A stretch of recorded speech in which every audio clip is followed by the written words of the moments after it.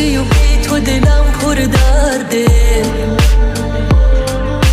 پاییز قلبم ساکت و سرده،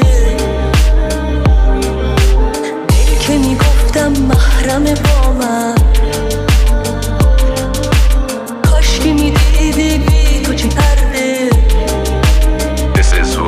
سخت حرفم رسیده وقت رفتن، به یاد اون روزا که اسم تر یه سطر دفتر نقش میبست، چشم با عشق خیره است به فردایی که توی زندگیم یه بخش دیگه است. من نمیدونم بهت نمیومد که خودتو بکشه کنار از کنار من تو بری گلن، نخواستی بفهمی اینو که من عاشقتم، فهمیدم حق میدم بهت باشه بخند به من، واقعا که حق داری بخندی که با اون نگاهت منو به رگباری ببندی که بدتر از صد تو بلور صبح به داغه.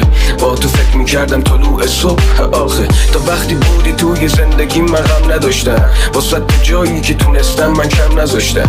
البته خودم میخواستم اینا منت نیست، ولی با تو بودم واسه من منبت ریست که دیگه با خاطرات با تو خوشم، پس چون که حد فکر بی تو بودن کشنده است. بذار بگم آخرین سطرمو بخونی من میرم، تو شاید تو قدرمو بدونی.